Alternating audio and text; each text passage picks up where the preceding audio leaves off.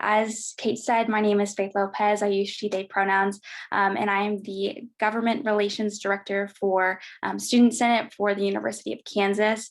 And so I think that some of the topics touched on, especially by Dave and Stephanie, kind of ring throughout my presentation. But we look at kind of the gold seal that the University of Kansas received for student voting in 2019.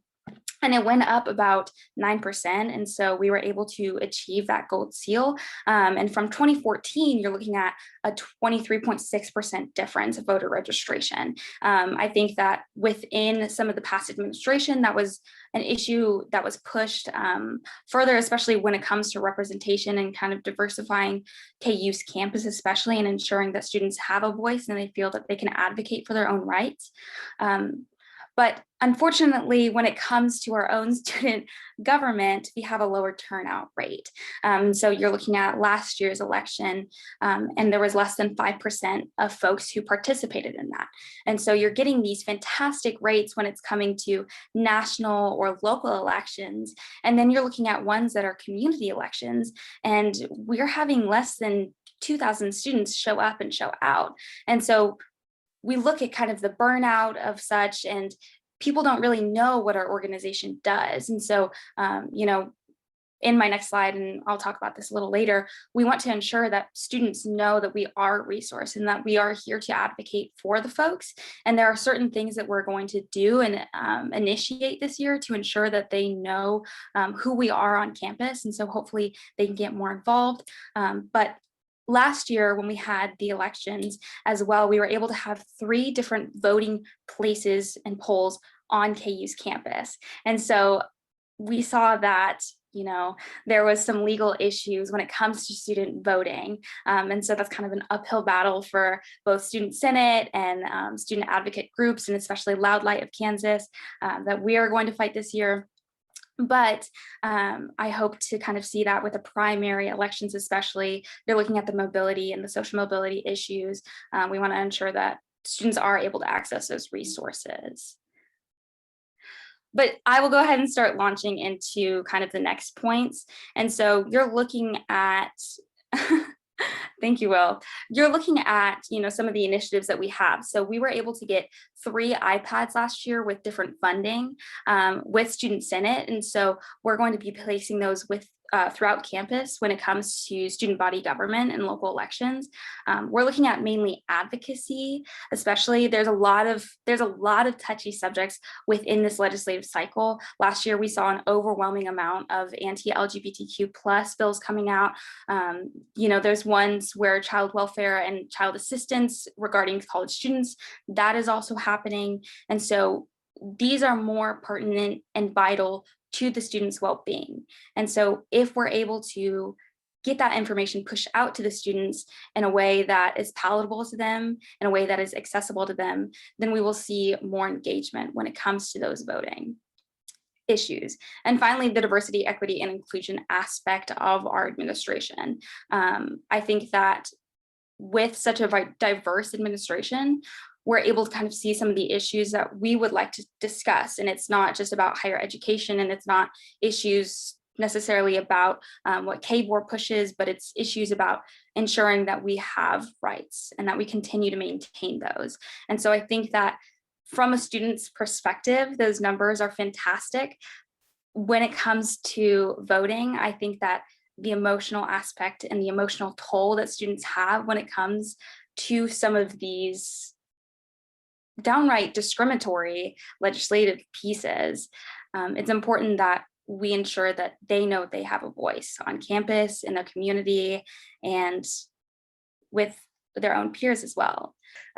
So I'll pose the same question to you as I posed to the other 2 presenters. And I know you definitely touched on some of this as well, but I want to give you the opportunity to expand if you want to. And I know that you're really new in this position too. So it's really kind of still thinking about like, what are our goals and what's our vision for as we think about, voter engagement on campus. But what are some things that you really want to see or you really want to work on within student government to promote and support student civic engagement throughout the midterm elections that are coming up?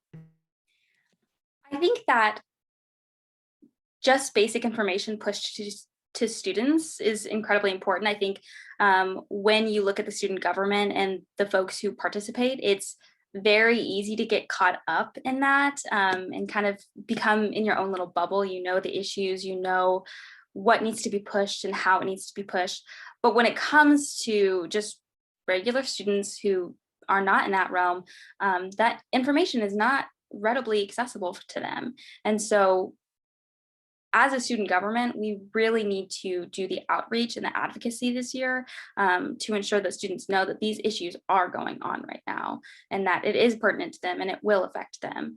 Because I think that when it comes to government, college students, it's not their favorite topic to talk about at Sunday brunch, but it is one that affects them greatly. So I would hope to see some more outlets and outreach that our student government will do.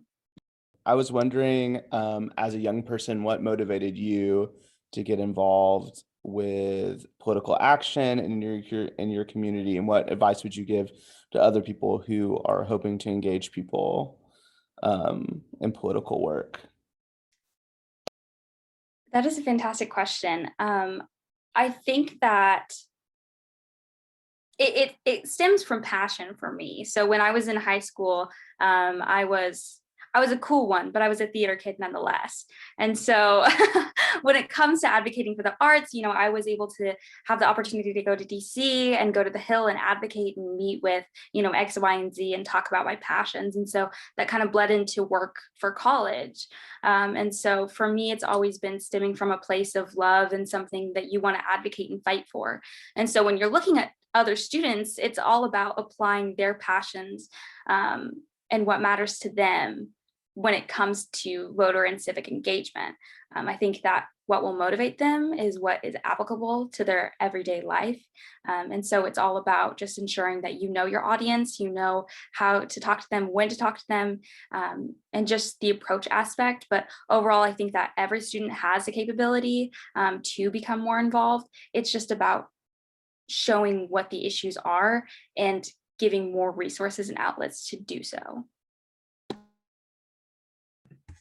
I think that's a really great point. And I think one of the things that we've been thinking about in our office is we're thinking about how do we engage students is really tapping into what are those issues that students care about and what are those issues that, you know, the legislative session just started here the other day. You know, what are some of those things that are coming up that we can really tap into? You know, do you care about, you know, food taxes? There's a sales tax on food in Kansas and it's major.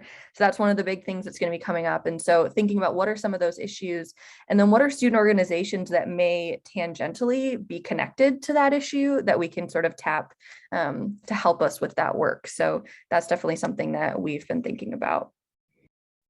And I'm just going to go ahead and hop in real quick. So I volunteer with a few mutual aid projects, as well as some that are distributing food, like Food Not Bombs, to camps weekly. And so when it comes to the food sale taxes, that is a big conversation piece for us. That matters greatly.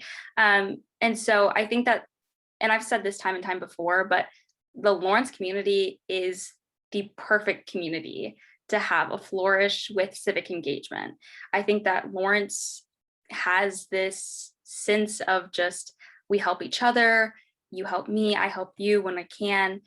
And it's all about bringing that together. And so I think that this is the perfect kind of pool to do so. But especially when you look at those issues, students or student organization, mutual funds, and community projects especially would be helpful to reach out to, because some of them have firsthand experience, or they go and see that, you know, on a weekly basis. And so I think that also tapping into that and seeing what we can do and how can we be a resource to them would be incredibly beneficial.